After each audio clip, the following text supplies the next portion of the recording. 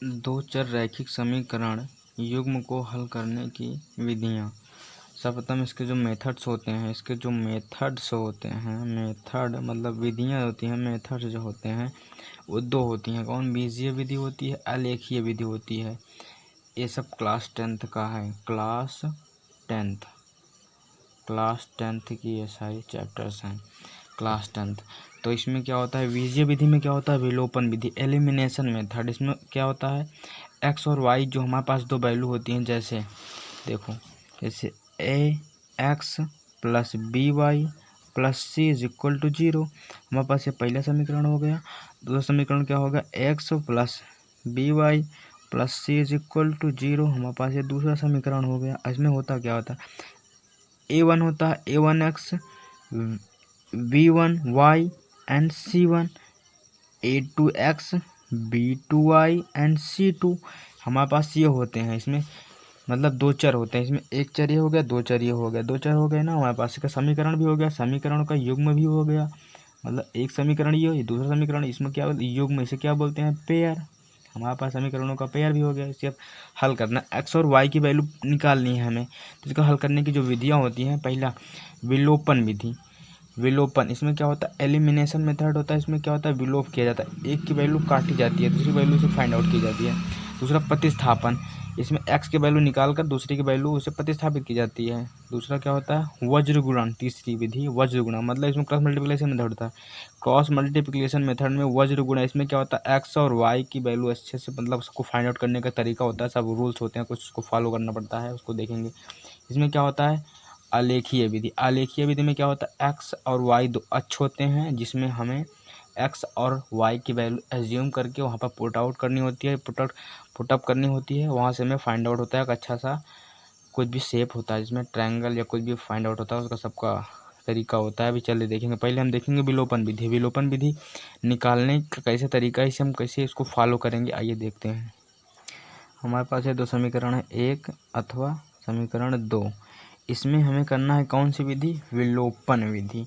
तो विलोपन विधि देखो, इसमें क्या होता है, या हमें x की वैल्यू इसके बराबर करके इसे माइनस या प्लस करके हमें काटना होता है, या y की वैल्यू इस y के बराबर करके माइनस या प्लस करके काटना होता है। तो हमें यहाँ पर देखो, यहाँ पर हमें मल्टीप्लाई करने पर बहुत सारी प्रॉब्लम्स होगी, लेकिन यहाँ पर कुछ आसानी सॉल्व हो जाएगा। देखो, अगर पूरे समीकरण में अगर हम 2 से मल्टीप्लाई कर दे तो यहाँ पर 2x हो जाएगा, तो 2x घटा देंगे तो ये आसानी से कर सकता है। तो यहाँ पर क्या लिखेंगे, समीकरण कौन समीकरण है, समीकरण 1 में प्रथम में क्या करेंगे, 2 से गुणा, है ना, गुणा करने पर 2 से गुणा करेंगे, समीकरण 1 है ये, है ना, तो क्या हो जाएगा, 2x हो जाएगा। फिर इसका 2 से मल्टीप्लाई हो जाएगा, 8 2 जा 16y and is equal to 19 2 जा 30, क्या हो जाएगा 8, 2 से मल्टीप्लाई करने पर ये। तो दूसरा समीकरण क्या है, दूसरा समीकरण हमारा ये है, तो ये हमें प्राप्त हो गया। अब देखो, समीकरण 1 में से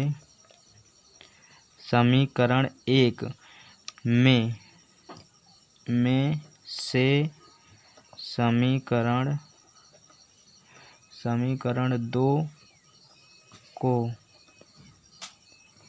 घटाने पर, तो समीकरण 1 हमारा ये है, तो क्या है, 2x है प्लस का 16y इज इक्वल टू 38। समीकरण 2 हमारा ये है, क्या है, 2x है प्लस का 11y है इज इक्वल टू 28 है। इसको अब घटाएंगे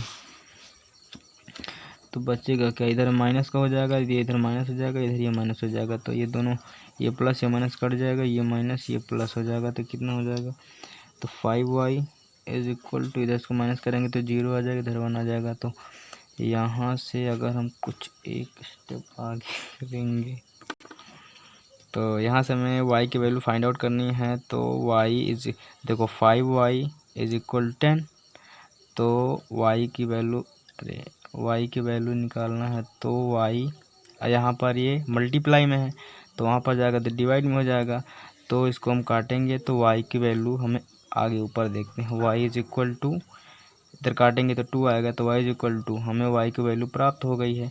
तो इसको हम थोड़ा देखो हमें y की वैल्यू प्राप्त हो गई है। अभी हमारे पास दो समीकरण है, एक या दो।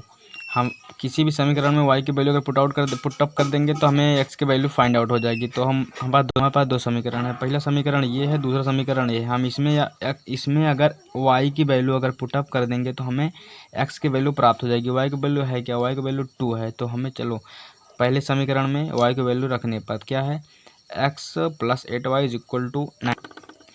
समीकरण 1 में y का मान रखने पर समीकरण 1 है क्या, समीकरण 1 हमारा है x + 8y = 11। हमारा समीकरण ये है 1।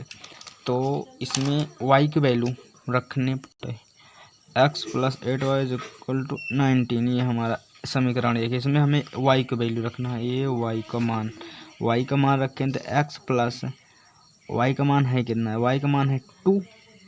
तो यहाँ पर देखो, यहाँ पर 2 रखेंगे = 19, अर्थात x + 8 दूना 16 = 19। तो इधर देखो x, इधर 19 से माइनस करें, इधर प्लस उधर जाएगा तो माइनस हो जाएगा, तो बचेगा क्या, x = इधर माइनस होकर 3 आ जाएगा, तो x का मान 3 आ गया। अतः हम यहाँ लिखेंगे, अतः अभिष्ट दिए गए समीकरणों में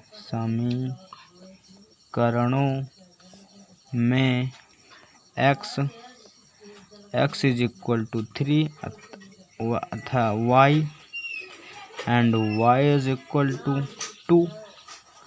= 2, तो हमारे x और y का मान प्राप्त हो गया है, जो हमें करना था। इति सिद्धम।